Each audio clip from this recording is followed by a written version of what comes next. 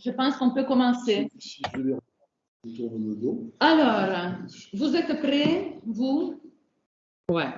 Alors, je me réjouis de la présence de Jacques Fontanier à Liège aujourd'hui pour la présentation de son livre et je remercie tous les participants présents ou en distanciel.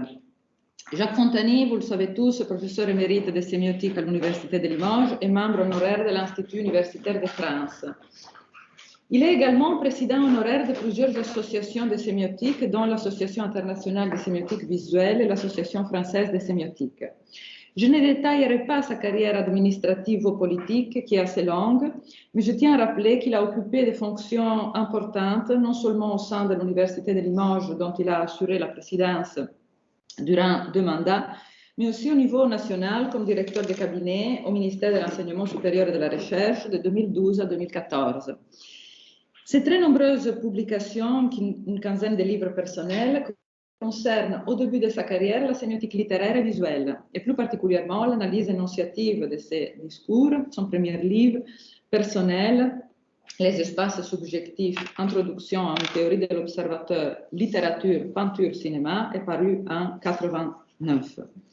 Dès le début de son travail, Jacques Fontanier a poussé la sémiotique à se renouveler et à innover, même si par modestie, il le nie parfois.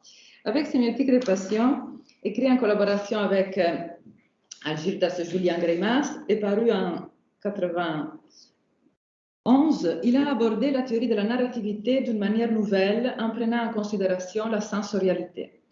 Les livres Somaïsem en 2004, puis Corps et Sens en 2011 continuent sur cette lancée, faire entrer la pensée du corps dans la théorie sémiotique et certains de ses lecteurs ont ainsi pu intégrer sa théorie de l'empreinte à leurs travaux sur la photographie, sur les arts et sur l'écriture. Jacques Fontanier a aussi contribué au développement de la sémiotique intensive avec l'ouvrage Tension et signification écrit en collaboration avec Claude Zilberberg, mais c'est avec l'ouvrage Pratique sémiotique de 2008 que son travail a posé des questions cruciales à la sémiotique textualiste. À ce stade, les débats n'ont pas manqué en Italie, surtout grâce à la traduction de ses livres par Pierluigi Basso et en France, bien sûr, ailleurs, évidemment, aussi au Brésil, etc., du fait que ces propositions concernant une analyse des objets et des pratiques entendus comme des processus d'action aux frontières variables ont dû vaincre les résistances d'une partie de la communauté sémiotique. Qu'elle l'ait fait est un signe de leur force. Jacques Fontanier a aussi apporté sa contribution à la sémiotique visuelle. Dans un article publié dans un livre qui vient de paraître en hommage à son travail ayant pour titre en même sens, je vais le faire circuler, hommage à Jacques Fontanier, avec la contribution de 58 collègues. Alors, dans l'article que j'ai écrit, je rappelle que plusieurs de ces livres, sans porter directement sur la sémiotique de l'image, ont été très utiles pour le développement de l'analyse de l'image, de son support, de ses formes en tant qu'écriture, etc.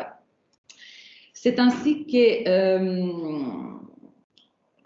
Somaïsem également, tout comme pratique sémiotique, développe des considérations importantes sur l'image, sur l'inscription des corps sur les objets, sur la relation entre support de l'objet et textualité, etc. Je tiens à rappeler aussi que nous avons collaboré en 2012 à l'écriture d'un livre sur le rôle de l'image dans le discours scientifique de recherche et de vulgarisation, des images à problème, la sémiotique à l'épreuve de l'image scientifique. Le livre a été traduit en anglais et il est depuis quelques années disponible en libre accès sous le titre The Semiotic Challenge of Scientific Image, a Test Case for Visual Meaning. En 2015, les presses universitaires de Liège ont publié Forme de vie, qui a poursuivi l'un des paliers de pertinence de l'analyse sémiotique qui avait été présenté dans Pratique sémiotique, notamment les formes de vie. Jacques Fontanier nous a fait encore une fois l'honneur de publier dans notre collection Sigilla ses livres récents portant sur l'actant collectif, une question sémiotique qu'il faut poser si l'on souhaite rendre compte de la manière dont le corps social se forme, vit et se transforme. Ces livres abordent la question des compositions méréologiques des groupes, comment ils naissent, comment ils font corps ensemble, comment ils se dissolvent. Je remercie Jacques Fontanier d'être ici Et je remercie aussi mes deux collègues et chers amis Jean-Marie Klinkenberg et François Provenzano qui ont accepté de débattre de ces livres avec Jacques et avec le public. Allez-y, parce que je sais que vous êtes... Ah non, c'est toi. Oui, c'est comme toi. vous voulez. C'est toi, non, c'est toi. C'est ce que tu avais décidé. Oui, absolument. Alors, c'est moi? C'est toi. Bon, merci. Merci. Bonjour à tous. Pour ceux que je n'ai pas encore vus, je m'excuse, je vais être un peu de profil avec les uns et un peu de profil arrière avec les autres. Bon, vous vous y habituerez. Hein. Bien. Je vais justement commencer, parce que tu m'en as donné, comment dire, m'a fait la suggestion par cette question de l'innovation. Parce que ça a un sens par rapport au livre sur l'actant collectif. Si je résiste à l'idée d'innovation, c'est que l'innovation est un concept de l'économie libérale qui consiste à inventer de nouveaux dispositifs technologiques pour résoudre des problèmes que les gens ne sont pas encore posés en général et dont ils n'ont pas vraiment besoin non plus, si je caricature un peu. Or, ce n'est pas tout à fait ainsi que je conçois mes propositions dans ce sens-là d'innovation. En fait, toutes les choses sur lesquelles je me suis consacré pendant quelques années jusqu'à en produire un livre sont déjà présentes dans le champ des réflexions sémiotiques à des dates variables, avec des degrés de visibilité eux-mêmes variables, mais depuis très longtemps.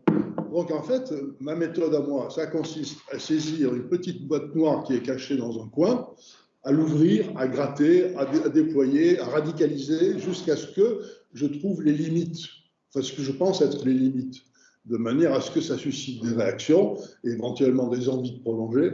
Mais peut-être que c'est reçu comme de l'innovation, parce qu'on n'avait jamais regardé à l'intérieur de la boîte noire.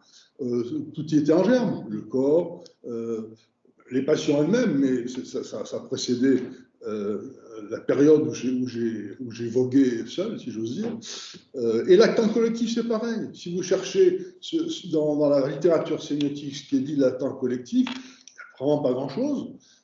Mais il y a une petite boîte. Il y a une petite boîte. Et moi, ce qui m'a frappé d'emblée, c'est qu'avec ce qu'on dit dans cette petite boîte, à propos de l'actant collectif, on ne peut pas en faire grand-chose. Et la preuve, c'est qu'il n'y a pas beaucoup de gens qui s'en sont servis. À part, au tout début, Greimas et Lewandowski, quand ils ont parlé de la constitution de l'actant collectif dans l'analyse du discours en sciences sociales. Et puis, ça s'est, voilà, automatiquement, enfin, quasiment naturellement, ça s'est éteint, probablement parce que ce qui était dans la petite boîte ne suffisait pas. Voilà. Donc, moi, j'ai gratté, j'ai ouvert. Et ce qui m'a donné l'intuition que c'était possible de faire quelque chose sur l'actant collectif qui était un peu plus ample et un peu plus opératoire que ce dont on disposait jusqu'à présent, c'est deux choses. La première, c'est la lecture de l'anthropologie contemporaine, avec des scolaires, je m'expliquerai rapidement là-dessus. Et la deuxième, c'est le travail que j'ai fait sur les coopératives dans le livre précédent, où quand on regarde ce que c'est qu'une coopérative, on constate que c'est d'emblée un processus de constitution, de composition, des règles de composition, des modalités d'interaction interne, etc., des réglages des interactions futures. Et il y a toute une narrativité interne de l'actant collectif qui ne consiste pas à se conjoindre à des objets ou à se disjoindre dans des objets, mais qui consiste à se transformer, se métamorphoser en fonction de systèmes de valeurs qui règlent en quelque sorte à la fois la composition et les évolutions. Voilà. Donc, appelez ça comme vous voulez, mais c'est pour ça que je résiste à l'innovation. Hein. Il y a à la fois l'identification d'une boîte noire qui existe déjà, il y a une tentative de la redéployer, une tentative de la radicaliser pour arriver à chercher les limites qui seront supportables ou pas supportables pour la communauté. Donc c'est normal que ça entraîne des résistances et des résistances qui sont loin d'être résolues, puis c'est tant mieux. Enfin voilà, si ce qui suscite des résistances trop longues, c'est qu'ils ne sont jamais résolus, ça finira par s'éteindre. Voilà. Imaginez-vous quand même qu'en récence, moi j'en vois les premiers échos positifs 15 ans après. Pendant 10-15 ans, j'ai pratiquement pas vu d'échos positifs, ni même d'échos du tout. Voilà. Alors, je reviens à ce que j'avais prévu de vous raconter. Et quand vous estimerez que j'ai assez parlé, vous m'arrêterez, parce que la deuxième partie, c'est, comment dire, la mise en application sur le cas du peuple. mais on peut très bien s'en dispenser, ou du moins le résumer rapidement si vous estimez que c'est trop long. Alors, la première partie, qui fait 400 pages de notre préparation, elle peut loger. La question du politique, je signale d'ailleurs que je m'intéresse de plus en plus sur la dimension politique en sémiotique, après avoir moi-même pratiqué de la politique. Parce que j'ai fait des expériences, notamment au ministère, présidence de l'université certes, mais surtout au ministère, j'ai fait des expériences qui m'ont donné envie de creuser un peu la chose. Jusqu'alors, me semble-t-il, l'essentiel des contributions de la sémiotique à propos de la politique sont des contributions d'analyse du discours et des pratiques politiques, au même titre que la sémiotique analyse des discours publicitaires et des pratiques de marché, au même titre que l'analyse des photographies et de la littérature. Autrement dit, la politique comme un domaine dans lequel il y a des productions sémiotiques analysables par la sémiotique. Et ce que moi j'ai cherché à faire, c'est trouver à l'intérieur de l'armature théorique et méthodologique de la sémiotique une zone, un ensemble conceptuel qui est de nature politique, ce qui est tout autre chose que de chercher des méthodes de description du discours politique. C'est pour ça que j'insiste sur le politique dans le titre plutôt que la politique. Ce n'est pas en tant qu'objet d'étude, mais en tant qu'élément de l'organon de la théorie sémiotique. Donc pour ça, il faut se donner un horizon épistémologique. À partir de quel horizon épistémologique on va se poser cette question? Et puis il faut un point d'entrée qui permette justement d'intégrer le politique à l'architecture de la sémiotique. Donc cet horizon, je l'ai évoqué tout à l'heure, c'est celui de l'anthropologie contemporaine. Il existe dans l'anthropologie contemporaine, et pas seulement dans l'anthroposémiotique, mais dans l'anthropologie structurale non sémiotique, il existe des travaux qui s'efforcent d'ancrer le politique dans l'organon même de la conception anthropologique, et ce sont évidemment toutes les réflexions sur les modes d'édification et sur les pratiques de relations qui sont d'emblée politiques en même temps qu'elles constituent les communautés anthropiques. Alors, il existe une autre entrée possible qui est activée notamment par Juan Alonso, qui ancre le politique dans l'organon de la sémiotique et qui l'ancre à hauteur des structures conflictuelles et polémiques. C'est là-dessus qu'il porte l'HDR qui va bientôt soutenir, et si je suis au courant, c'est que je l'ai lu, que j'ai fait un rapport dessus. Donc j'ai bien constaté qu'il y avait là une discussion à avoir avec lui sur le rapport entre ces deux entrées pour intégrer le politique dans l'organon de la sémiotique. Cette option, d'ailleurs, celle de la prééminence des structures polémiques et conflictuelles pour fonder le politique à l'intérieur de la sémiotique, elle a le consensus, beaucoup plus que celle que je propose. Donc c'est pour ça que celle que je propose est intéressante, parce qu'elle vient un peu bousculer le consensus. Mais cette option consensuelle ne suffit pas, à mon avis, à spécifier la dimension politique, parce que la prééminence des structures polémiques et conflictuelles est beaucoup plus générale que le politique lui-même, quelle que soit l'extension qu'on reconnaisse à cette dimension. Donc, ce que m'apprend, peut-être nous apprend à tous l'anthropologie contemporaine, c'est que cette dimension politique de nos communautés, de nos civilisations, de nos mondes quotidiens commence avec le choix d'un mode d'identification qui va se traduire d'un point de vue sémiotique avec ce que j'appelle l'actant collectif de référence. Cet actant collectif de référence, c'est le point d'entrée. De quoi est-il composé ? Comment et pourquoi se maintient-il? Je me rappelle les discussions sur est-ce qu'il y a des humains et des non-humains, est-ce qu'il y a des non-humains vivants et des non-humains non-vivants, enfin, quelles sont les limites de la composition, quelles sont les relations entre ces différents composants, comment parvient-il à se maintenir, comment peut-il se transformer sans se défaire, quelles sont les limites de ces métamorphoses, etc. Voilà. Dans cette perspective, les structures polémiques trouvent leur place, mais spécifiées par leur croisement avec la vie des collectifs. Une fois posés les principes et les propriétés de cet actant collectif de référence, j'essaierai d'avoir le temps de parler un peu plus du peuple, qui est un cas vraiment intéressant et très souvent invoqué aujourd'hui, ce qui permet d'avoir l'air d'être dans l'actualité. Alors, quelques remarques préliminaires. Un collectif n'est un actant sémiotique que s'il se présente lui-même par un acte de présentation qui lui confère une forme de légitimité opposable à ceux qui contestent son existence ou qui la négligent. Cet acte de présentation donne notamment accès, dans la présentation même, à ce qui fait lien entre tous les membres du collectif et permettrait de comprendre pourquoi, au nom de quoi, le collectif prend forme et perdure. La présentation d'un actant collectif peut s'exprimer de bien des façons, certes par des énonciations, mais par des manifestations dans l'espace public, par diverses autres actions que des prises de parole. Il s'agit de faire masse, de mobiliser, de mettre en mouvement. Autant d'actes par lesquels l'actant collectif se constitue en se présentant. Et d'ailleurs, l'acte de présentation procure à l'actant collectif une organisation sémiotique élémentaire, des expressions publiques de nature très variable qui donnent accès à des contenus, les raisons pour lesquelles le lien et la composition se justifient. Deuxième question préalable très rapidement, la différence entre un actant individuel et un actant collectif, pour ce qui me concerne, ne doit pas être considérée comme une différence de substance, mais comme une différence d'échelle. Autrement dit, pour l'analyste, c'est une question de point de vue. Ce qu'on appelle un actant individuel à une certaine échelle peut être examiné et se retrouver composite.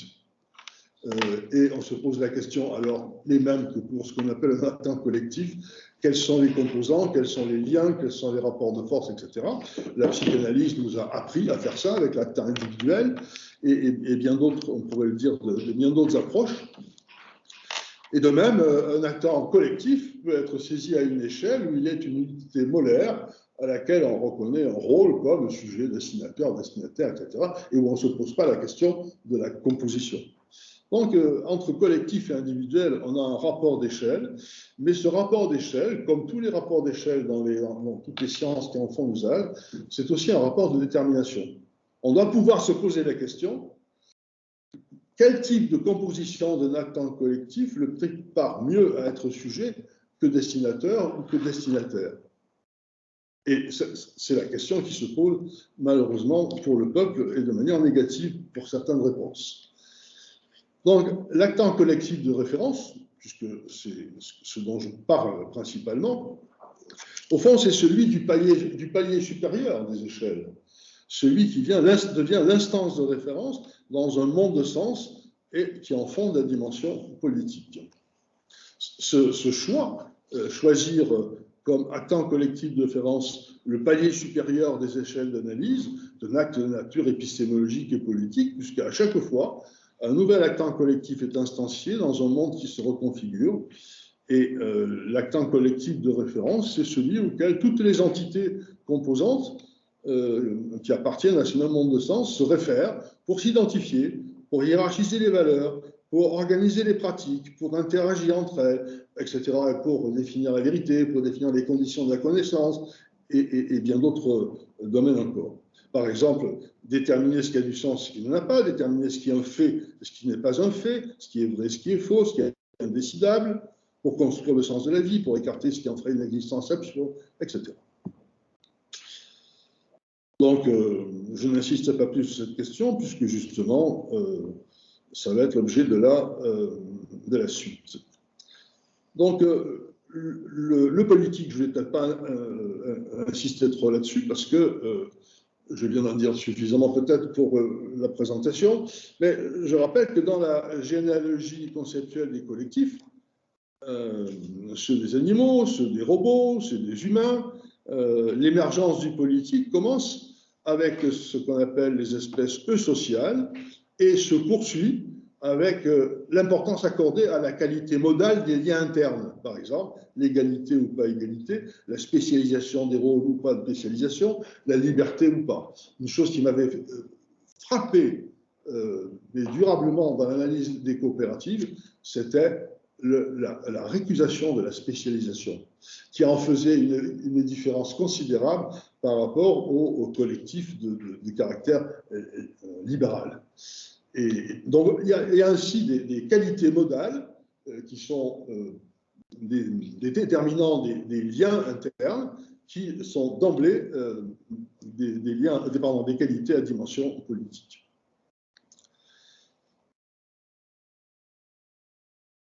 Je suis en train de regarder rapidement pour... Oui, voilà.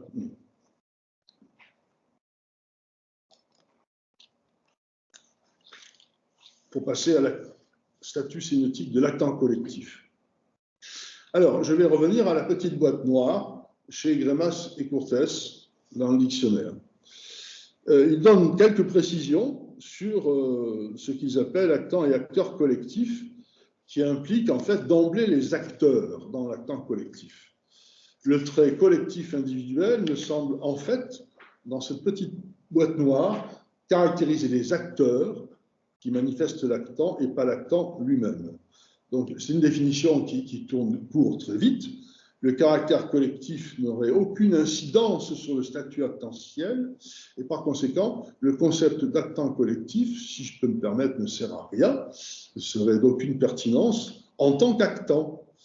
Et pourtant, la question continue à se poser. En quoi, pour un actant, le fait d'être collectif change ou pas sa manière d'être sujet, objet, destinateur ou destinataire?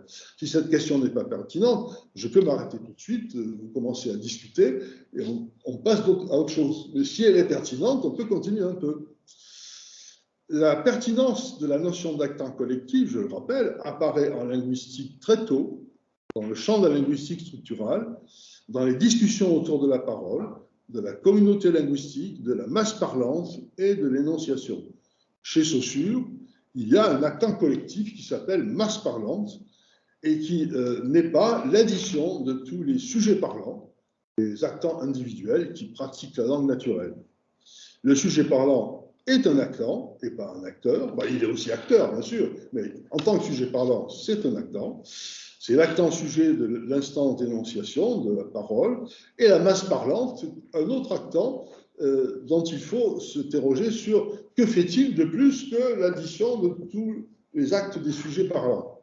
Ce n'est pas très explicite chez Saussure, mais je vous rappelle que chez Saussure, c'est d'une importance considérable parce que même dans le cours, plus encore dans les écrits, mais dans le cours, en relisant, j'en ai été étonné, les classes linguistiques sont définies comme des classes d'exécution. Autrement dit, des classes d'actes d'usage, des actes des sujets. Donc, si les classes linguistiques sont assumées par la masse parlante, les exécutions sont assumées par les sujets parlants. Alors, il y a une notion qui intervient en particulier dans l'exploitation post-grémacienne ou grémacienne de cette masse parlante avec la praxis énonciative, notamment dans les développements proposés non pas par Greimas mais par Denis Bertrand. La praxis énonciative regroupe et cumule une multitude d'actes de langage individuels dont la totalité est un faire collectif qui ne se confond pas avec cette multitude d'actes de langage. Et son actant est collectif, mais en même temps insaisissable et indéterminable, tout comme d'ailleurs la masse parlante. Et c'est là qu'intervient la notion d'impersonnel de l'énonciation. Il est impersonnel au sens où la question de la personne ne se pose pas pour lui, et au sens où on peut lui attribuer des actes spécifiques. Il répète, il ressasse, il sédimente, il convoque, il révoque, etc., etc. Et donc, bien dans ce cas-là, contrairement à ce que la petite notice définitionnelle du dictionnaire de Greimas et Courtès laissait entendre, il y a bien à la fois des actants individuels et un actant collectif. Un actant collectif qui les fait contribuer à une action collective. Et on voit bien que dans cette évolution de la notion, on passe du nombre des acteurs impliqués dans les actants à une interrogation sur la personne du collectif, sur la nature de cette instance. Le modèle sous-jacent, notamment chez Denis Bertrand, c'est celui de Benveniste, qui distingue personne subjective, la personne en général, la non-personne et l'absence de personne. Et comme le dit Benveniste, l'absence de personne ne s'oppose à aucune autre. Autrement dit, quand il y a absence de personne, c'est une absence d'une présence entendue, mais qui ne s'actualise pas parce qu'il n'y a pas de structure d'opposition personnelle. Si on peut faire l'hypothèse que la construction élaborée pour les actes d'énonciation n'est pas exclusive des actes d'énonciation, alors on peut tenter de généraliser. C'est par exemple ce que Coquet a fait quand il reprend cette notion d'absence de personne et il y voit une des instances possibles, une des instances énonçantes possibles, mais énonçantes dans son sens à lui, c'est-à-dire signifiante, produisant de la signification, et l'absence de personne, pour lui, c'est le ça. Alors, je m'excuse pour les amis et collègues étrangers, mais je n'ai pas trouvé de traduction possible pour le ça dans les autres langues romanes. C'est toujours des formules différentes, et en anglais, c'est pas beaucoup mieux. Donc, voilà, mais c'est pour ça que dans une version un peu plus évoluée de ces questions, j'ai utilisé des lettres grecques pour éliminer, pour caractériser les différentes positions, pour éliminer ce problème de traduction. Donc l'absence de personne est une présence manquante, certes, mais c'est une présence à présentifier, à remplir, à actualiser. Et ce qui revient à mon propos de tout à l'heure, l'acte en collectif ne peut exister qu'en se présentant, pour attirer et maintenir en son sein les acteurs individuels. Quelques remarques maintenant sur la question de la composition que j'ai reformulée en termes de consistance actentielle. D'abord, il y a une approche méréologique nécessaire pour rendre compte de la composition de cette totalité à partir des parties qui la constituent. Grammas et Landowski, dans leur article commun à propos de la construction d'un actant collectif dans le livre que j'ai évoqué, le discours en sciences sociales, l'analyse du discours en sciences sociales, distinguaient la totalité partitive, une accumulation de parties, et la totalité intégrale, une saisie holistique, et seule la totalité intégrale avait le droit d'accéder au statut d'actant. Landowski d'ailleurs a repris ça dans son analyse de l'opinion en disant avoir du public, c'est pas toucher l'opinion. Avoir du public, c'est avoir en face de soi une qualité partitive, de collection, une accumulation d'individus. Mais rencontrer l'opinion publique, ça, c'est avoir affaire à une totalité intégrale parce que cette entité, elle pense, elle croit, elle fait savoir, etc. Elle accomplit des actes collectifs. Et bien sûr, seule l'opinion a un droit à être actant parce qu'elle est une totalité intégrale. Le problème, évidemment, c'est que, justement, c'est pour ça que la notion de peuple est intéressante, c'est que le peuple se définit comme d'abord une totalité partitive, en tout cas comme un ensemble caractérisé par son nombre, et que c'est son problème principal, et ça n'empêche pas de devenir un actant collectif sous des conditions qu'il faut examiner et qui sont évidemment assez particulières. En matière de méréologie, il faut bien sûr faire un sort à l'étude de Jean-François Bourdon, qui est de référence et qui est majeur sur cette question, non pas pour examiner la diversité des types d'assemblage qu'il évoque à propos de la composition méréologique des objets, mais à propos du cœur de son argumentation. Savoir que un collectif, c'est-à-dire un ensemble de parties, forme un tout autour d'un moment d'unité. Et cette clé de la composition, le moment d'unité, dit-il, c'est non seulement ce qui permet de signifier, c'est ce qui permet de continuer à exister en traversant les métamorphoses, c'est ce qui porte l'intentionnalité du collectif. Et quand on dit intentionnalité, on résume tout ce que je viens de dire, c'est-à-dire à la fois la capacité de signifier et l'ensemble des métamorphoses et des efforts pour rester soi-même. Le moment d'unité, en fait, ne se manifeste que quand il est provoqué, c'est-à-dire dans les transformations, dans le mouvement qui le comment dire, peuvent le déstabiliser. Et c'est là qu'il est reconnu, parce qu'il résiste, parce qu'il perdure. Et s'il ne résiste pas, alors le collectif se défait. Ce qui permet d'imaginer assez rapidement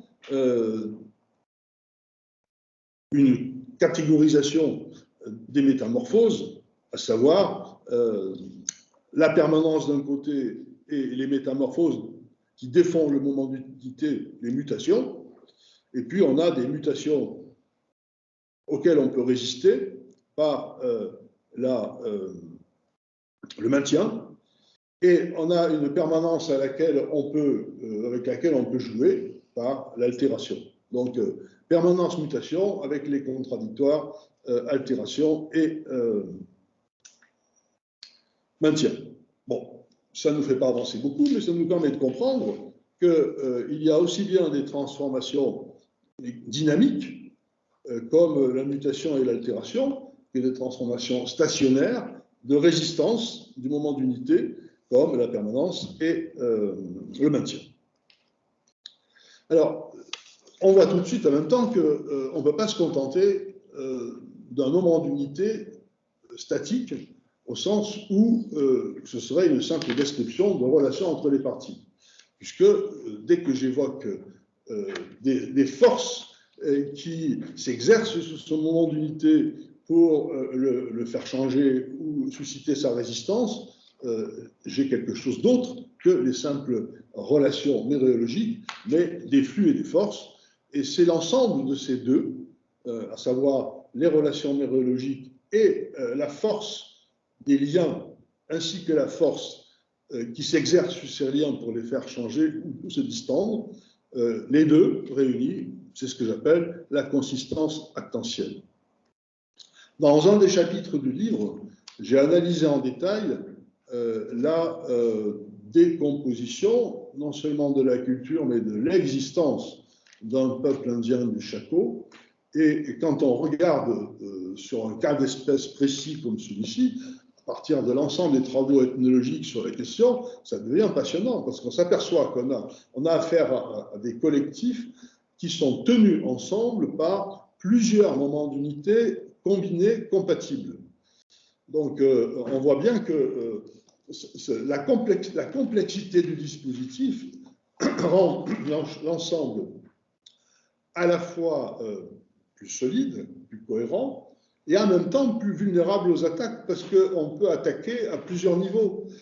On peut dissoudre en des moments d'unité, ou bien on peut rendre incompatibles les moments d'unité entre eux. Et les moments d'unité pour un peuple comme le peuple indien, c'est l'organisation des clans, c'est l'organisation de la circulation des biens, c'est l'organisation des lieux, c'est le rapport avec les entités naturelles qui appartiennent à leur monde. Enfin, il y a comme ça 2-3 moments d'unité qui sont associés. Et on voit bien que dans l'évolution, non seulement certains des moments d'unité sont affaiblis, mais que les relations entre les 2 ou 3 moments d'unité qui constituent cette population, comme un collectif, eh bien, les relations deviennent impossibles. Par exemple, un cas qui permet de comprendre tout de suite ce dont je parle, pour ce peuple, comme pour beaucoup de peuples de l'Amérique latine, la forêt est un élément du collectif, au même titre que la montagne. C'est un collectif de soins réciproques, dans lequel circulent tous les biens nécessaires à tout le monde. Ça, c'est un moment d'unité. Puis il y en a un autre, qui est celui des clans, complètement différent. Lui, il est sur la responsabilité du soleil. Il y a 2 destinataires très différents et qui doivent collaborer. Les clans sont constitués de telle manière que chaque clan peut contenir la totalité des éléments qui forment le premier moment d'unité. Mais évidemment, avec des espèces, en principe totemique, parce que c'est une société à la fois animiste et totémique. C'est pas du tout un pur exemple d'escolia, hein, c'est un mélange. Eh bien, dans la fréquentation des Blancs, il y a eu deux étapes de la destruction de cet équilibre.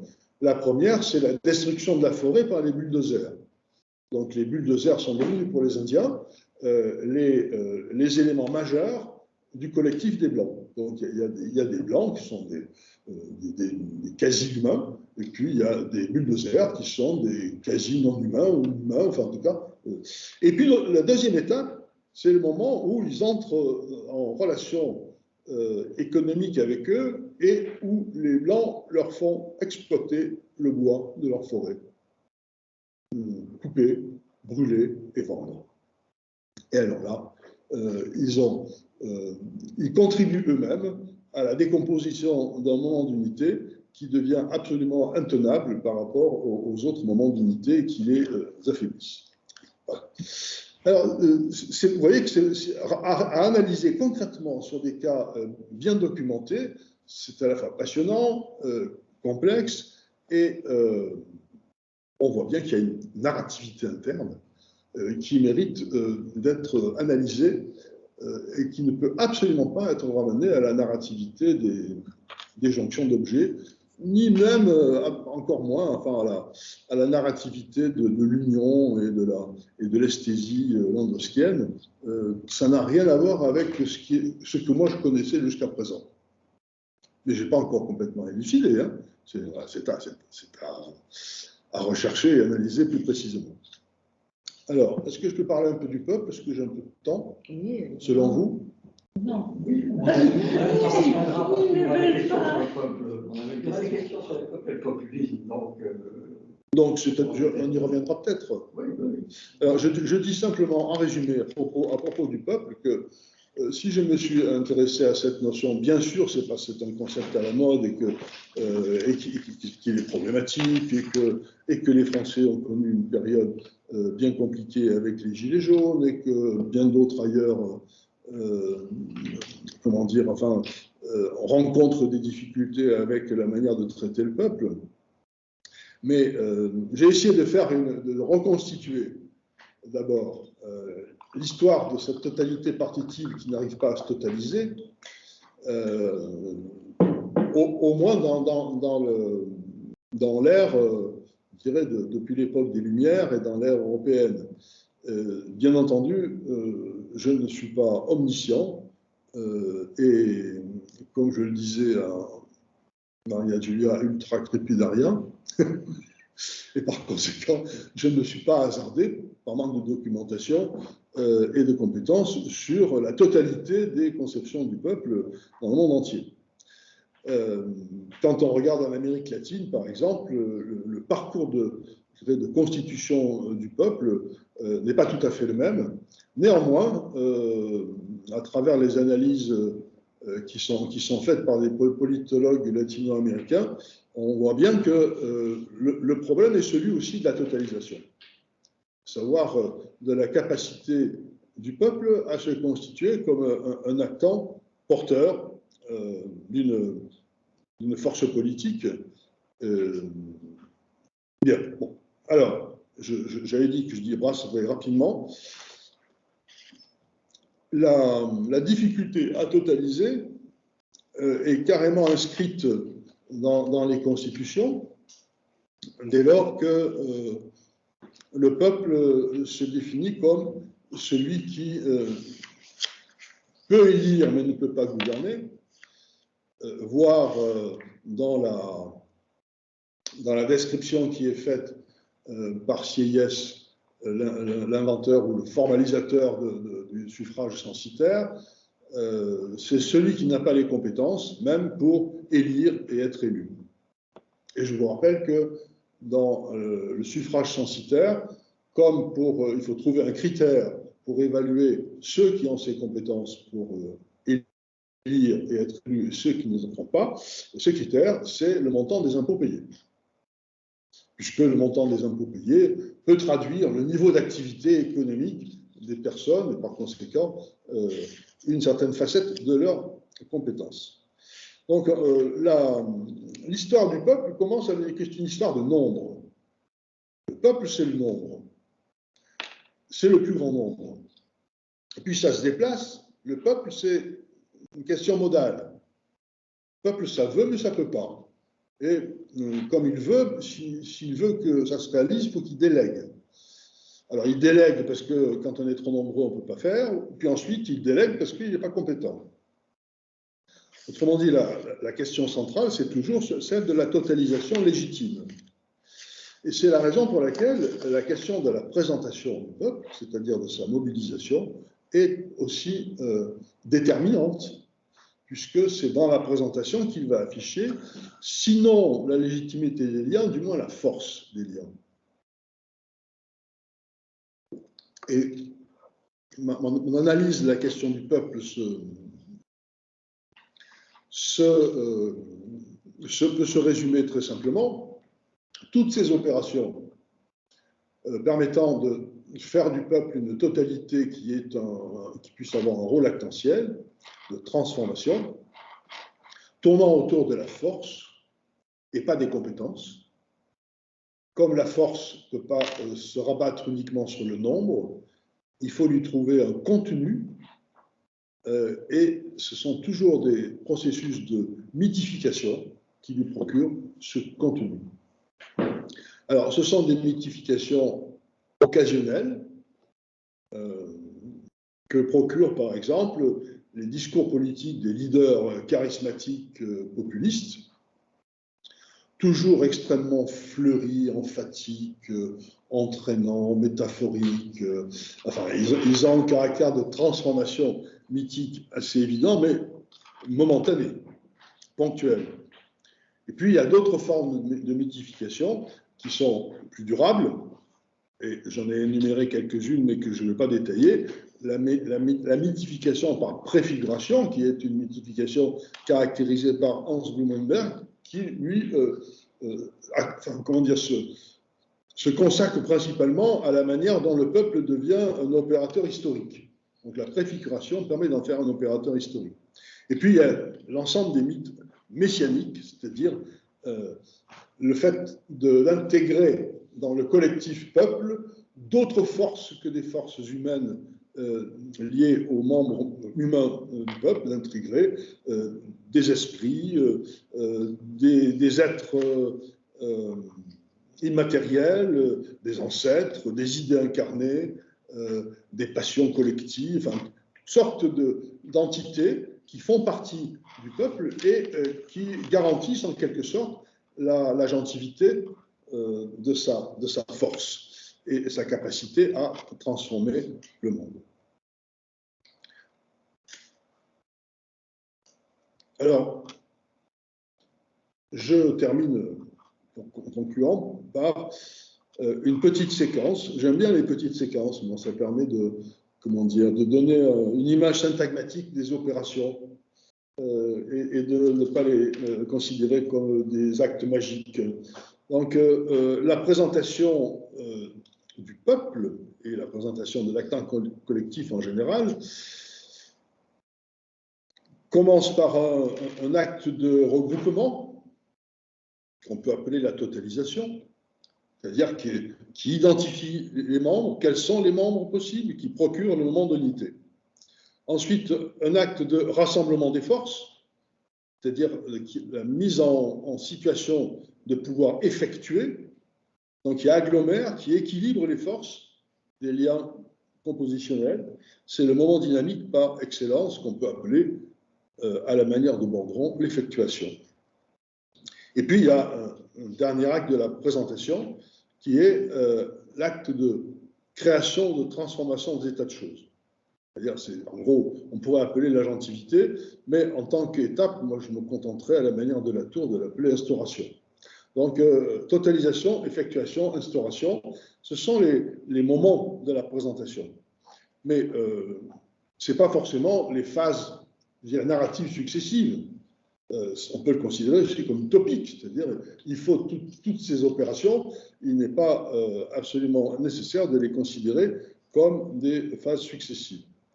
Alors la présentation du peuple, effectivement, c'est clair, son problème c'est la totalisation. Donc le premier moment, celui de la composition, trouver le mode d'assemblage qui caractérise le peuple, c'est effectivement la première opération. La deuxième, l'effectuation. Alors, c'est la dynamique, la mobilisation, hein, parce que, éventuellement mythique. Et le troisième, celui où le peuple connaît l'instauration, c'est l'instauration des mondes nouveaux, des mondes transformés que le peuple est capable de susciter. Et à chaque moment de cette présentation correspond une facette de la force. Parce que dans la composition, la force, c'est une force de liaison. Dans l'effectuation, la force, c'est une force de mobilisation, donc de présence, c'est la capacité à affirmer sa présence. Et dans la dernière partie, l'instauration, la force, c'est la force d'agence. Donc, j'en arrive, moi, à cette conclusion provisoire qui est en forme d'hypothèse que la consistance actentielle des collectifs, à travers leur présentation, pourrait se présenter par une combinaison de modes de composition, de modes de présence et de modes d'action sur le monde. Voilà, c'était le résumé de la partie finale et merci de votre patience. Je n'ai pas abusé, ça va? Oh non, je n'ai pas abusé. Vous m'avez dit 30 minutes, mais j'ai pris moins. Voilà, un énorme merci pour ce qui n'est pas une présentation de l'ensemble du livre, mais qui est plutôt une série de clés qui permettront de le lire et de le comprendre. D'ailleurs, est-ce que Maria Giulia, tu as bien montré à tous nos invités la couverture du livre, qui ne pourrait pas montrer en gros plan, puisque tout ce que nous faisons ici vise à susciter la lecture. Voilà l'objet. Bouge un peu tout ça. Mais ça bouge beaucoup, oui. Je ne tremble pas pourtant. Hein. Non. En offrant toutes ces clés, tu as évidemment déjà fait plus qu'effleurer, mais tu as traité vraiment de manière approfondie de toute une série de questions que nous avons voulu devoir aborder. Donc, parfait. François et moi, nous sommes concertés. Nous figurons parmi les premiers lecteurs de ce manuscrit, de ce livre, au moment où il était encore sous forme manuscrit. Et il y a une série de questions auxquelles tu as déjà répondu. Par exemple, le sous-titre, c'est pour une anthropologie sémiotique du politique. Voilà, on aurait aimé t'interroger sur le fait de savoir qu'est-ce qu'était une anthropologie sémiotique, mais il me semble que la réponse a été suffisamment fournie, mais peut-être faudra-t-il donner 2 ou 3 éléments supplémentaires. Nous avons souhaité, François et moi, te poser d'abord l'une ou l'autre grosse question qui sont des questions transversales, qui portent sur l'armature conceptuelle du livre, pour aborder des questions plus précises, dont celle du peuple que tu as déjà traité, nous souhaitions mettre à l'ordre du jour. Moi, j'étais particulièrement frappé par le fait que tu as mis en évidence ce qui me paraît être le concept principal du livre, celui d'actant collectif, mais aussi la manœuvre de constitution de cet actant collectif, donc, qui est le processus de présentation que tu viens de décrire assez rapidement, d'ailleurs, peut-être qu'on aura plus l'occasion de revenir dans cette dernière petite proposition syntagmatique. Nous avons aussi été frappés, et là tu l'as curieusement dit, par le fait qu'il y a une sorte de renversement un peu copernicien dans le propos, qui est, et François va certainement y revenir lorsqu'il parlera de l'interdisciplinarité, de faire du politique non pas un objet sur lequel porteraient les analyses sémiotiques, mais véritablement un composant de ce que tu appelais l'organon sémiotique. C'est à partir de là, peut-être que je voudrais rebondir, à partir de ces différents éléments de ton intervention, l'actant politique, la présentation et la place du politique dans l'organon, pour te poser la question suivante. C'est, nous savons que tu restes fidèle à la doxa graemacienne, le fait qu'il n'y ait pas de salut, même si que celui qui a réussi à ouvrir en direction du corps, en direction des pratiques, la discipline. n'en reste pas moins que le logos continue à jouer un rôle important et que là, je vais les citer, je les mets sous les yeux, à travers leur prise de parole, les actants individuels contribuent à présenter l'acte collectif et l'acte de présentation devient ainsi le soubassement de son organisation sémiotique. Si je te suis bien, c'est donc bel et bien l'acte de parole qui est fondateur.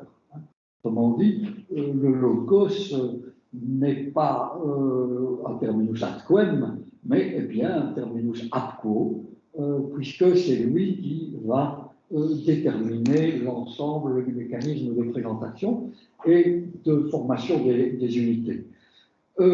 Mais si on était en termes marxistes, on pourrait dire que l'élément fondateur fait partie d'une superstructure. Donc, qu'en est-il des infrastructures?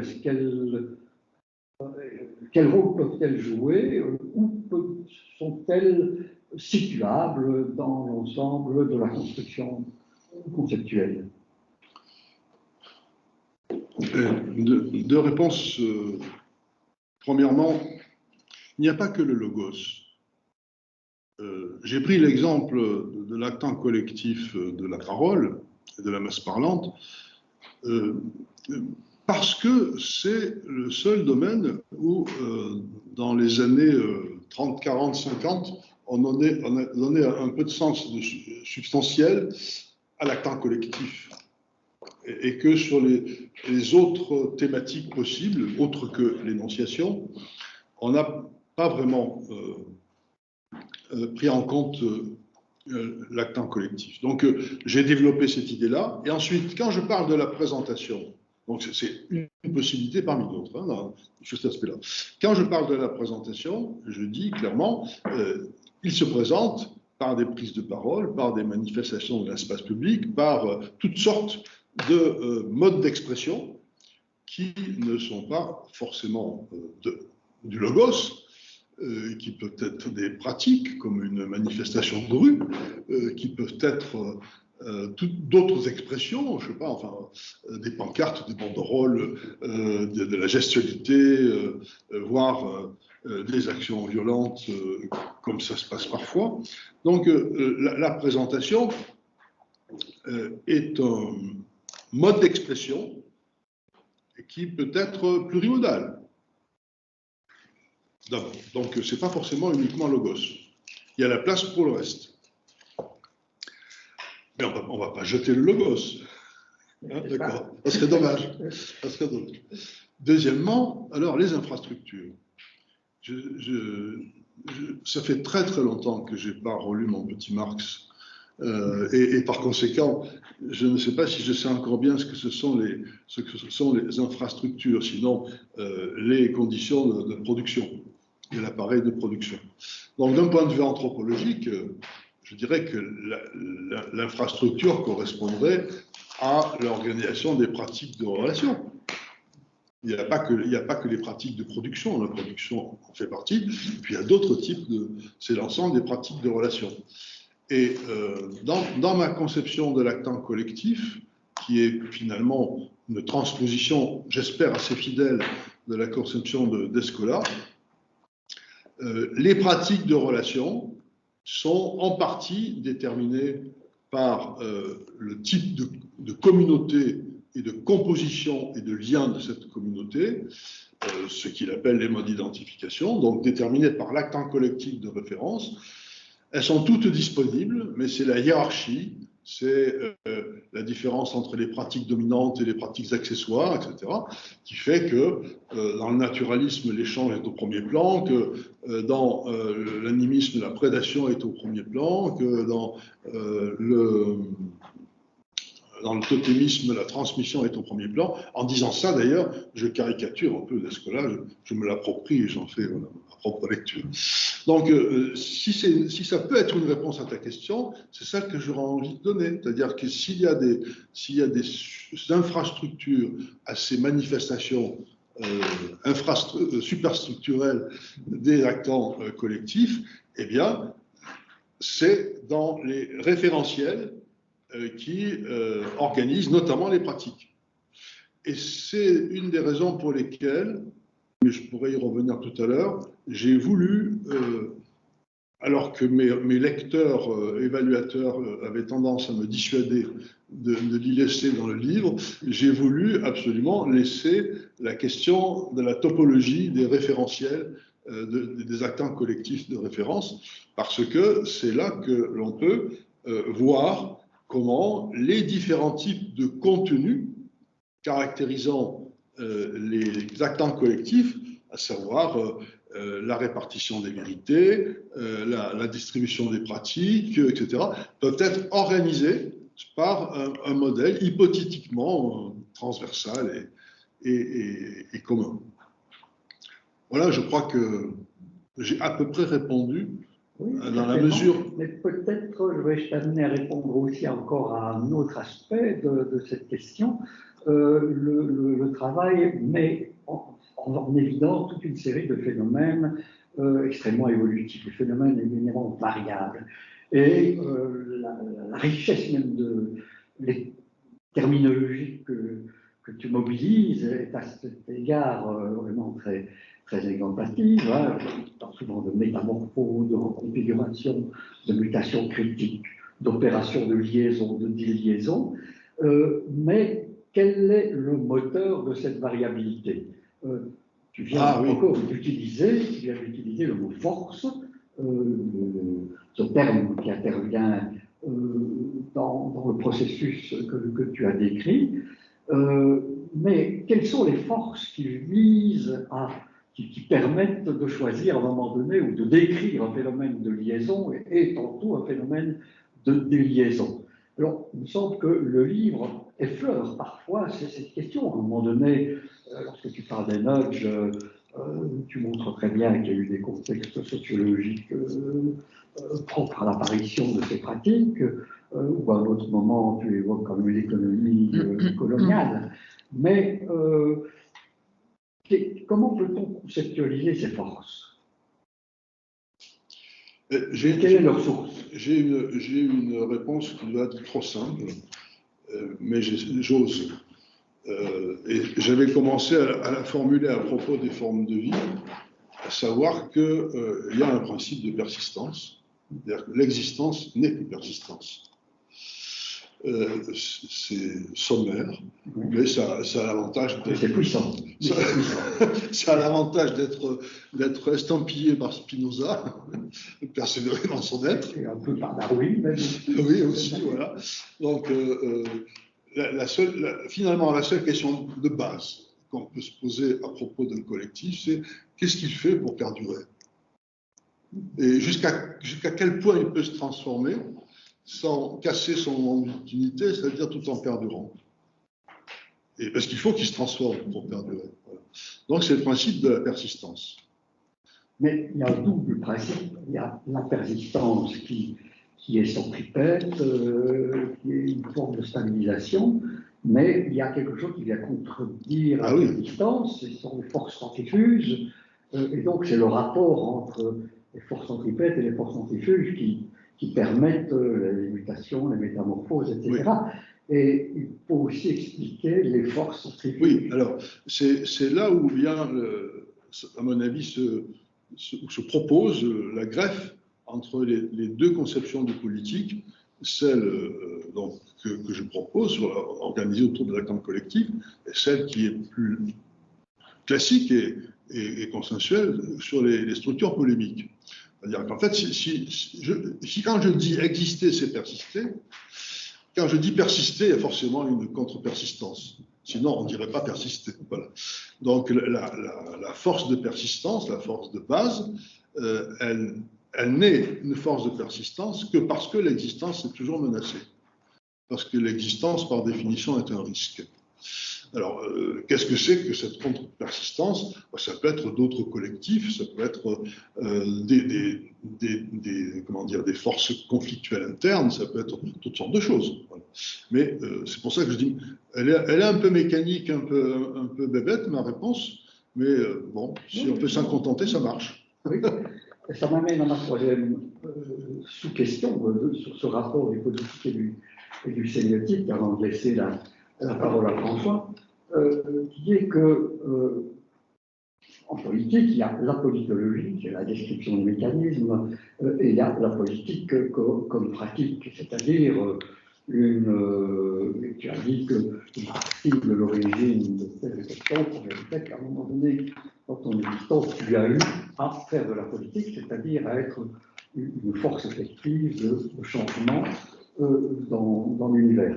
Alors, bon, la question que je voudrais te poser, elle dépasse celle du livre, c'est de savoir dans quelle mesure les concepts que tu as pu mettre en place ici pourraient être utiles pour ceux qui sont en charge de responsabilités d'ordre politique, et aussi comment peut-on réajuster dans cet organome la question des valeurs, puisqu'évidemment l'action politique est toujours déterminée par des objectifs. Ces objectifs eux-mêmes dépendent d'une axiologie. Quelle place peut-on donner à l'axiologie et à l'action volontariste dans ce livre? Autrement dit, quelle est la contribution de ce livre, à tes yeux, à ceux qui sont attachés à cette définition, à l'action elle-même et à la définition de l'axiologie? Je voudrais répondre par peut-être quelques platitudes journalistiques ou médiatiques, mais qui ont trait à l'évolution de la politique en France. On voit bien qu'on a changé de période quand on est passé d'une politique reposant sur des partis fortement constitués, à la mode anglaise ou américaine, à une politique reposant sur des agrégations à géométrie variable. Ça, c'est l'effet Macron. Quand on avait affaire à des agrégations fortement constituées, des partis, et qui se transformaient de temps en temps, tout en ne perdant pas leur moment d'unité, mais on avait ces métamorphoses, on changeait de nom, mais on ne changeait pas complètement. On avait des systèmes de valeurs qui étaient portés de manière assez conséquente. D'accord ou pas d'accord, mais enfin, c'était reconnaissable, je dis ça un peu rapidement. Hein. Et alors, la situation est très différente, je pense, aux États-Unis, parce que la très forte pérennité des deux grands blocs et deux grands partis fait que les systèmes de valeurs ont beaucoup circulé entre les deux blocs. Enfin, c'est assez étrange, en 50 ou 60 ans, le déplacement des systèmes de valeurs entre les deux. En France, on a observé plutôt une certaine stabilité des systèmes de valeurs dans les partis, justement parce que les partis se transformaient. Alors que républicains et démocrates aux États-Unis ne se transforment pas, disons. C'est inamovible. Bon, alors, c'est intéressant d'ailleurs, hein, comment on peut faire en sorte que des systèmes de valeurs perdurent dans des collectifs institutionnalisés ou prennent le risque de leur échapper et d'être substitués. Eh bien, la réponse, en faisant en sorte que ces collectifs institutionnalisés soient suffisamment adaptables et puissent se métamorphoser dans les limites qui leur permettent de rester eux-mêmes. Et dans la phase qu'on connaît actuellement en France, on a affaire donc à des gens qui sont en marche, bientôt qui seront autrement, je ne sais pas encore. En tout cas, on a affaire à une agglomération reposant sur, je dirais, une absence de système de valeurs parfaitement assumé, mais plutôt sur des méthodes inspirées du néolibéralisme. Et on s'aperçoit que ça suscite en face la levée d'une réponse populaire qui elle-même n'est pas plus structurée, qui est aussi un agglomérat de revendications, de souffrances, de protestations, etc. Et on s'étonne en face qu'on ne comprenne pas ce mouvement. Mais ce mouvement, il est le reflet de la manière dont la politique s'est constituée elle-même, du point de vue de la dynamique des acteurs collectifs. Et je crois que c'est devenu presque un leitmotiv de la méthode macronienne que de gérer, la non-constitution de collectifs. c'était enfin, pour moi spectaculaire au moment où les protestations, les mouvements de protestation contre le pass sanitaire commençaient à se développer. Tout le monde était en train de veiller comme sur le thermomètre qui mesure le moment où l'eau doit bouillir, le moment où ça allait prendre. Les médias cherchaient quand ça allait prendre. Les porte-paroles du gouvernement déclaraient en gros, je résume, ça ne prendra pas. Et dès que ça a commencé à décliner, on les a vus s'exprimer en disant ce sont des marginaux. Ils ne représentent rien.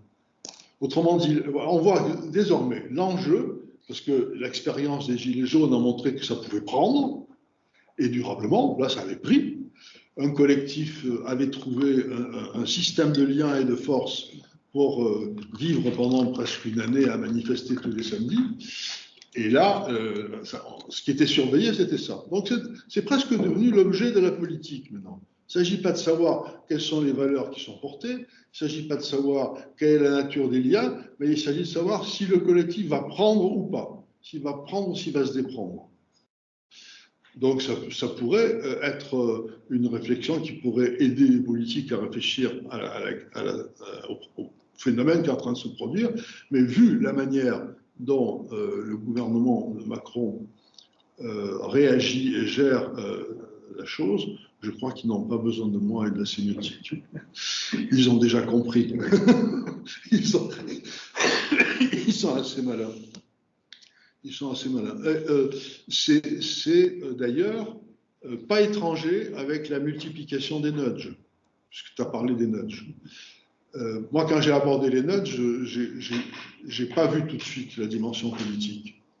Je découvrais, il fallait que voilà, j'ai surtout vu la dimension paternaliste, l'accentuation sur la liberté, l'ambiguïté de cette fausse liberté qu'on donne à travers le nudge, etc.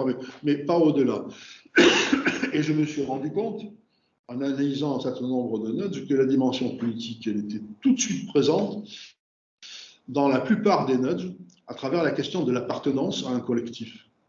C'est-à-dire que le nudge propose, et on peut l'analyser en détail sur un grand nombre de cas, mais pas tous, hein, c'est pas général, mais propose une identification à un collectif de référence qui est supposé représenter un consensus dans un système de choix. Ou par exemple, le nudge du choix par défaut. Donc il y a deux branches dans le choix. Il y en a une que l'on choisit surtout si on ne fait rien, c'est automatique, ça c'est le choix par défaut. Puis l'autre, si on le choisit, il faut faire toute une démarche complexe, documentée, etc., pour exprimer sa liberté individuelle de ne pas choisir ce qui fait consensus. Bon. Eh bien, l'économie comportementale traite ça comme un biais d'inertie. Mais c'est un cache-sexe, le biais d'inertie, ça n'explique rien. Parce qu'en fait, ce qui est en jeu, c'est est-ce que j'accepte de renoncer à une partie de ma liberté individuelle pour appartenir à un collectif, ou est-ce que je ne renonce pas à ma liberté individuelle, mais je renonce à appartenir au collectif pour exprimer ma liberté individuelle. Et ce phénomène, il est très très général. C'est-à-dire qu'on voit bien que par rapport à des comportements qui sont jugés ou nuisibles ou inadaptés, notamment en période sanitaire, il suffit que l'ensemble des gens négligents, oublieux, hésitants, indifférents, se sentent légitimés par un mouvement sur les réseaux sociaux pour qu'on n'ait plus ce dispositif. On a un dispositif de double appartenance. Est-ce que j'appartiens à ceux qui résistent? Est-ce que j'appartiens à ceux qui acceptent? Et ce que le gouvernement essaye de faire, c'est d'empêcher que ça prenne du côté de ceux qui résistent, et que ceux qui résistent restent des individus marginaux, de manière à ce qu'il n'y ait qu'un choix d'appartenance ou de stigmatisation. Donc c'est le cœur d'un problème politique, là. Oui. Alors, on peut peut-être aborder la question du positionnement disciplinaire, pluridisciplinaire de la CNE dans ce livre. à partir peut-être d'un rebond sur cette question du politique, donc je vais donner un petit prolongement à la question que Jean-Marie vient d'aborder, et puis l'élargir, ce prolongement, sur le terrain du positionnement pluridisciplinaire de la sémiotique. Donc d'abord le petit prolongement, est-ce que l'articulation de la sémiotique avec des enjeux politiques, sociopolitiques, est quelque chose qui vous apparaît comme une sorte d'exigence du moment, c'est un peu le sens de la réponse que vous avez formulée, ou est-ce que c'est aussi une manière de peut-être retrouver ce qui était à l'origine du projet disciplinaire de la Sémio et qui était peut-être son moteur théorique premier, quoi. Donc ça, j'aimerais vous entendre là-dessus, sur le caractère plus ou moins conjoncturel lié à un moment, ou au contraire le souci de renouer avec une genèse de la discipline. Et puis du coup, est-ce que cette manière d'affronter le terrain et les enjeux politiques ne rend pas la discipline fragile, ou en tout cas ne l'oblige pas à une alternative qui la fragilise entre critique et participation? Voilà, j'ai senti dans le livre à certains moments une oscillation entre ces deux postures-là, et ça m'intéresserait de savoir comment vous défendez ou pas cette oscillation. Alors, donc ça, c'est pour le petit prolongement sur la question du politique, et puis peut-être une manière d'élargir un peu le propos sur le positionnement pluridisciplinaire dans ce livre, qui voilà, traite de toute une série de questions et d'objets qui relèvent aussi d'autres disciplines, et il m'a semblé qu'il y avait plusieurs modalités du dialogue interdisciplinaire que vous activiez. Schématiquement, je dirais qu'il y en aurait trois, alors j'en identifie trois. Une modalité qu'on pourrait appeler analogique, où différentes disciplines sont convoquées, je pense par exemple à l'urbanisme, à l'éthologie, pour fournir des modèles de compréhension que va ensuite adopter la Sémio pour les élargir à d'autres phénomènes. Une modalité que j'aurais envie d'appeler lexicologique, où grosso modo vous appuyez sur un vocabulaire, aussi un corpus d'œuvres, un corpus de textes, sur un répertoire, disons, stabilisé de manières de dire, la philosophie politique, mais aussi le cinéma, la littérature, fournissent toute une série de vocabulaires dont se saisit le sémioticien pour creuser les structures actentielles et sémantiques profondes de ce qui est désigné là par ce vocabulaire. Et puis, je dirais qu'il y a une troisième modalité, qui est une modalité plus concurrentielle, où là, la Sémio vient rivaliser avec d'autres disciplines sur les mêmes terrains. Je pense aux sciences de l'information et de la communication, à l'analyse rhétorique des discours, mais aussi à l'anthropologie, où là, il s'agit voilà, d'aborder finalement les mêmes phénomènes et de venir avec des armes concurrentes. Alors, ma question, il y en a deux. La première, c'est est-ce que cette pluralité, disons, des modalités interdisciplinaires est souhaitable? Est-ce qu'il faut la cultiver, ou est-ce qu'au contraire, il faut plutôt essayer de la maîtriser ou de la stabiliser? Et puis la deuxième question, c'est plus particulièrement sur la modalité 2, c'est-à-dire la modalité, disons, lexicologique. Est-ce que ça n'entraîne pas une difficulté qui est que l'approche sémiotique devienne une sorte d'outil d'analyse des représentations construites en discours ou des textualisations de l'actant collectif telles qu'elles sont déjà dites, énoncées par d'autres discours? Et donc, du coup, comment articuler l'ambition d'une sémiotique du monde vivant avec l'impossibilité ou la difficulté à saisir ce monde vivant autrement que par des cadres conceptuels et discursifs préexistants et qui ont déjà énoncé ou réénoncé ce monde vivant? Donc voilà le bloc là que je vous balance un peu sauvagement qui permet de... Je pense que d'abord que le rapport avec les autres disciplines, il n'y a pas lieu de l'unifier. Je pense que si la sémiotique entretient des relations avec plusieurs disciplines, c'est pas pour avoir exactement les mêmes relations avec toutes. On comprend bien que on ne peut pas avoir la même relation avec la philosophie qu'avec l'ethnologie. avec la philosophie, on va avoir un rapport de partage de concepts, de systèmes conceptuels, de transfert de concepts. Avec l'ethnologie, on va partager du terrain. On va partager d'une manière, je dirais, parfaitement rodée, établie, et qu'il n'y a pas lieu de chercher à faire mieux pour établir des données. Donc, par exemple, il y a des parties qui sont qui reposent entièrement sur des données ethnologiques que je n'ai pas constituées moi-même.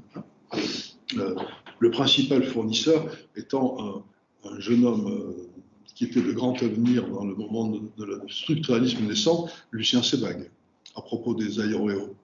Puisqu'en travaillant sur... C'est un peu le hasard, hein, c'est pas Lucien Sebag qui m'a amené. Je me dis, tiens, ben c'est lui qui a établi les premières données sur ce peuple du Chaco. Bon, donc, il n'y a pas lieu d'unifier du tout. Hein. Pourquoi? Voilà, parce que chaque discipline pour la sémiotique se révèle, si j'ose dire, un fournisseur d'entités très différentes. Très différentes. Alors, je ne sais pas si je maintiendrai la tripartition que tu as faite, mais en tout cas, je l'accepte. Hein, c'est une assez bonne image de ce que ça peut donner à la lecture. Est-ce qu'il faut jeter l'opprobre sur le fait que toutes ces disciplines communiquent à travers des formes sémiotiques dont la plupart sont verbales? Elles ne sont pas toutes verbales. J'ai en face de moi quelqu'un qui démontre qu'elles sont aussi diagrammatiques. Il y a d'autres manières pour les disciplines d'échanger à la fois des concepts, des données, etc. Mais la question que tu poses sur c'est déjà des discours constitués, mais comment faire autrement? On ne peut pas dialoguer avec d'autres disciplines qui n'ont pas encore formulé leurs résultats. Sauf si je dialogue avec des disciplines où je cherche seulement du terrain, des données. Et là, je ne m'occupe pas de leurs résultats. Voilà. Donc, comment faire? Comment faire? Parce que la question posée ainsi voudrait dire que cette sémiotique-là resterait enfermée dans les représentations discursives. Mais moi, je n'utilise cette base de dialogue lexical que pour le dialogue avec les autres disciplines, pour essayer d'embarquer le maximum d'informations de leurs résultats. Voilà. Alors, si je reviens à la première question à laquelle j'avais vraiment envie de répondre, maintenant je ne me rappelle plus du détail, rappelle-moi. Le lien avec le politique et le fait que c'est une manière de peut-être retrouver ah oui, les éléments de jeunesse. Alors, ça c'est plus personnel, mais c'est pas moins intéressant. Moi, j'ai observé, quand je suis arrivé dans le séminaire de Grémas, c'est-à-dire après la première période, alors que la démythification barthésienne, etc., était déjà, non pas du passé, mais en tout cas, l'époque était différente. J'ai observé partout une sorte de blackout sur les questions politiques. Mais vraiment, un blackout. C'est devenu tabou. J'ai mis longtemps à comprendre. Et je crois que 1968 a été un moment de crise intellectuelle à cet égard. Il y a eu dans le groupe de la sémiotique structurale de la première version, c'est-à-dire il y avait Kristeva, il y avait Coquet, il y avait Fabry, il y avait plein d'autres gens, hein. Il y a eu des clashs politiques. Et je pense qu'après 68, il y avait une espèce de consensus pour ne plus en parler. La politique avait failli nous faire voler un éclat, en gros. Hein, oui, voilà. Ce n'est pas une explication scientifique, mais enfin, la science se fait dans des contextes historiques et politiques, et là, on en parle de ça, justement. Et puis, petit à petit, j'ai vu aussi toute cette génération commencer à s'intéresser au monde tel qu'il va, en gros. Et ça a été le cas de Landowski, ça a été le cas de Denis Bertrand, ça a été le cas de bien d'autres. Et je pense qu'il y a un moment où on est complètement fasciné par la pure mécanique des concepts, des modèles et des méthodes. Hein, voilà. Où le seul objectif est celui du développement de la discipline et le reste du monde peut s'écrouler, on va essayer d'aller jusqu'au bout quand même. Puis bon, au moment où il y a une prise de conscience, et je ne sais pas trop expliquer, moi j'essaie d'expliquer pour moi, mais j'observe que je ne suis pas le seul, donc mon explication ne peut pas se transposer à d'autres. J'observe simplement qu'il y a de plus en plus de sémioticiens qui cherchent à construire des modèles qui permettent de renouer avec la critique, sinon la démythification idéologique, parce que ça c'est quand même un peu daté, mais en revanche, des positions critiques qui permettent, non pas de critiquer, mais d'accéder aux zones vulnérables et aux zones qui méritent d'être mises en lumière parce qu'il y a des alternatives, par exemple, qui ne sont pas prises en compte, etc.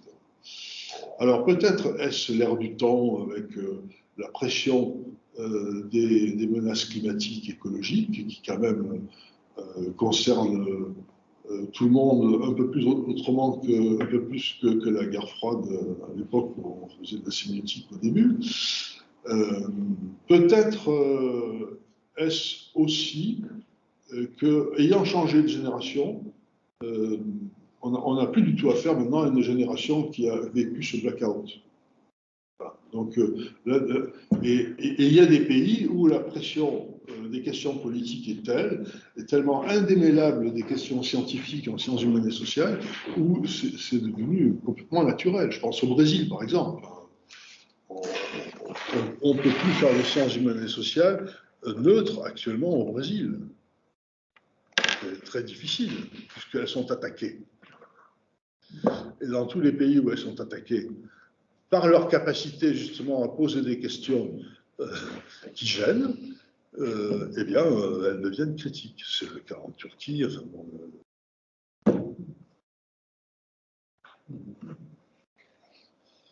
Est-ce que vous voulez, Jean-Marie, reprendre le fil sur le peuple, le populisme, ou est-ce que... Il faut un petit peu voir le temps. Oui, c'est encore. Alors, moi je dis aux techniciens 12h50, mais je peux lui écrire un SMS et lui dire. Non, mais il ne faut pas qu'on déborde trop au-delà de toute façon. Donc, de toute manière, Jacques a déjà répondu en partie à la question. Nous voulions poser une question sur la question du peuple, mais puisque c'est une des manifestations possibles de l'accord collectif, mais il y en a deux autres que tu étudies à un moment donné, qui sont la patrie et la nation. Est-ce que patrie et nation sont vraiment sur le même pied que peuple, ou est-ce qu'ils sont dans une relation plus hiérarchique? Non, pas du tout. Tu pourrais justement montrer un peu l'architecture de ces trois, pour ceux qui nous écoutent. Oui, alors, oui. Elles sont pas sur le même pied, elles sont pas sur le même rôle, elles sont pas sur le même mode de composition. Je sais pas s'il faut les hiérarchiser, mais en tout cas, ce serait un peu risqué de les hiérarchiser, parce qu'on risque de ne plus être compris en dehors de la culture francophone. Mais à mon sens, les entités peuples, les entités nations et les entités patrie, elles fonctionnent dans toutes les cultures. Bon. Le lien qui fait la nation, c'est un commun porteur de la souveraineté. Je résume. Il y a du commun, il faut qu'il y ait du commun, et ce commun est porteur de souveraineté. C'est ce qui prédispose la nation à être le destinataire dans tous les cas de figure. Et ça se voit, ça se lit dans toutes les utilisations de la notion de nation, pas seulement du mot, mais la nation, c'est les lois, la nation, c'est les procédures de production des lois, leur mise en application, et c'est une entité qui n'est pas composée d'humains, en quelque sorte. Enfin, elle les subsume, mais la composition de nation, c'est l'ensemble des communs ces humains ont ensemble. Ces communs sont détaillables. Enfin, il y a des questions de mœurs, il y a des questions de principes politiques dominants, il y a des questions de lieux, il y a des questions, etc. Bien. La patrie, c'est un rapport avec un pays, c'est un rapport avec un lieu, qui peut être un lieu imaginaire, qui n'est pas forcément un lieu strictement localisable. Il peut même être perdu, ce lieu, comme dans le cas de la patrie des Juifs. Le rapport est un rapport de pure affectivité. Mais moi, ce que j'ai observé surtout, c'est que quand on mobilise la notion de patrie, c'est toujours dans une position de destinataire. C'est-à-dire que la patrie, on lui rend quelque chose. On lui offre quelque chose. On défend la patrie, mais parce qu'on lui doit. On a reçu quelque chose, et ce quelque chose qu'on a reçu de la patrie n'est jamais explicité, si ce n'est que ça doit être la passion commune, justement. On a reçu de la patrie cette passion commune qui nous attache à un lieu, fût-il imaginaire, et en retour, on lui doit un certain nombre de reconnaissances. Et tu vois, on n'exprimerait jamais la question de la position de, il faut être digne de la nation. C'est même ridicule. En revanche, être digne de la patrie, ça, oui. Pourquoi? Parce que dans tout don que l'on fait à un destinataire, ce don doit, pour être digne de lui, correspondre à ce niveau d'exigence et de valeur, enfin, niveau axiologique, qu'on a déjà investi dans ce destinataire. Donc la patrie a un moment d'unité qui est franchement différent de la nation, mais en même temps, enfin, là, on a affaire à une composition qui est hétérogène. C'est-à-dire, il y a du lieu, il y a des ancêtres, il y a des humains, enfin, voilà. Il y a des usages de patrie qui sont aussi très étonnants, qui m'ont beaucoup intéressé, où finalement on explique que la patrie, c'est ce qui permet à certaines choses de se développer. La patrie, elle est propice. Donc la patrie des arts, c'est un lieu qui est propice au développement des arts. La patrie des marionnettes, je ne sais pas, c'est un lieu qui est propice à la fabrication des marionnettes, etc. Et le caractère propice, c'est finalement peut-être ce que la patrie donne, ce que la patrie procure. En retour de quoi il faut être digne.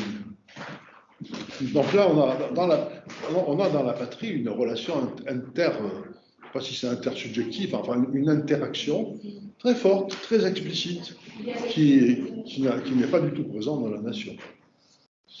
Et du coup, on voit tout de suite que ce soit patrie ou nation, ce sont des moments d'unité qui en font des unités intégrales, de nature très différente, et avec des rôles actentiels très différents, mais des unités intégrales. Et je crois, une patrie, ça ne se remet pas en cause. Ça peut disparaître, on peut être coupé de la patrie, mais elle existe toujours, ça ne se remet pas en cause. Les nations, ça peut se diviser, oui, ça oui. Ça peut se diviser, c'est tout ce qu'on peut faire avec une nation. En revanche, le peuple, c'est un problème quasiment insoluble, puisque au départ, ce n'est que du nombre. C'est pour ça que ça m'a intéressé, c'est parce qu'on pouvait regarder dans la généalogie de ce type d'actant collectif toute la recherche des solutions pour faire autre chose que du nombre. Et pour arriver à constituer un actant collectif qui ne repose pas sur des compétences. Ça, c'est la gageure. Puisqu'on ne peut pas attribuer de compétences au peuple. Si on commence à lui attribuer des compétences, c'est plus du peuple. C'est autre chose.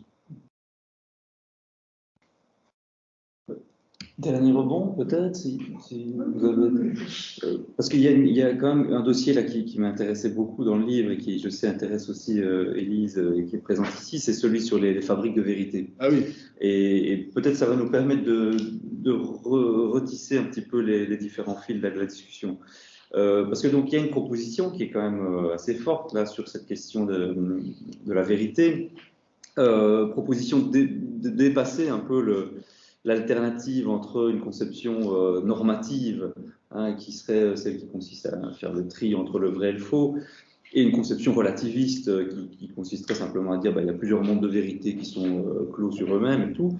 Et la proposition de la CMIO, donc, qui est défendue ici, c'est d'établir un référentiel vérifactuel global qui est, donc je reformule un petit peu grossièrement là, tout ce qui est développé dans ce chapitre, qui est en quelque sorte le présupposé du référentiel véridictoire classique de la CMIO, centré sur l'énonciation.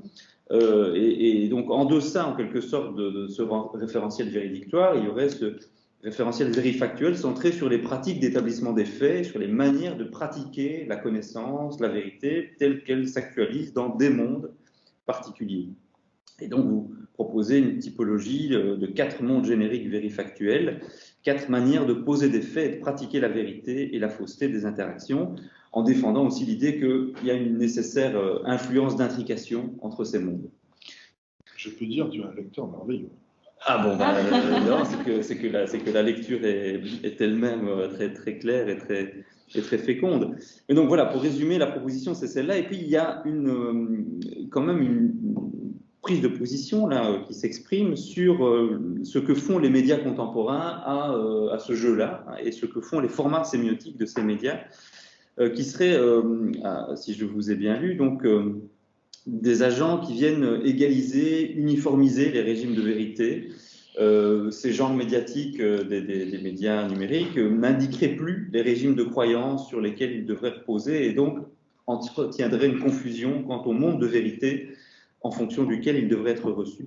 Alors, en fonction de tout ça, moi, j'ai au moins 3 questions qui me sont venues, ou 3 prises de discussion. C'est est-ce que c'est si propre aux médias contemporains, ce jeu d'égalisation, d'uniformisation des régimes de vérité? 2, est-ce que les genres médiatiques sont vraiment la cause d'une égalisation des vérités ou d'un floutage entre les régimes de vérité, ou est-ce qu'au contraire, la manière dont ces médias fonctionnent aujourd'hui, dont ils sont plus ou moins peu spécialisés, est-ce que ce n'est pas justement leur manière de s'ajuster à des frontières par ailleurs mouvantes entre les référentiels vérifactuels et véridictoires? C'est-à-dire, est-ce que ce n'est pas un effet des infrastructures, si on veut reprendre le gros mot qu'a lâché Jean-Marie tout à l'heure? Et est-ce que ce ne serait pas aussi une manière pour ces genres médiatiques de s'ajuster à des configurations passionnelles? Et là, on retrouve la question du peuple et de ce qui fait tenir plus ou moins le peuple.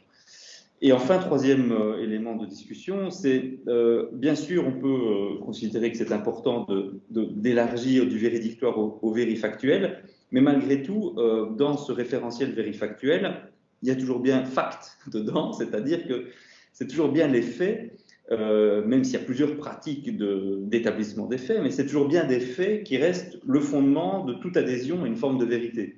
Or, il me semble qu'on peut justement considérer qu'il y a des vérités qui ne résultent pas d'une pratique relative à l'établissement de faits.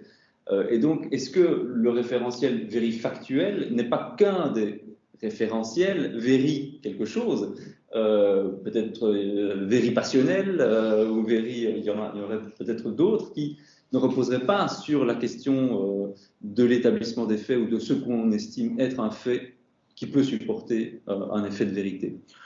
Donc, voilà un peu les différents éléments de réflexion qu'a suscité chez moi la lecture de ce chapitre. Oui, mais pourquoi les patients ne seraient pas une manière d'établir des faits, parmi d'autres? Alors oui, après, tout dépend de la définition qu'on donne à fait. C'est au sens très large. C'est ça, voilà.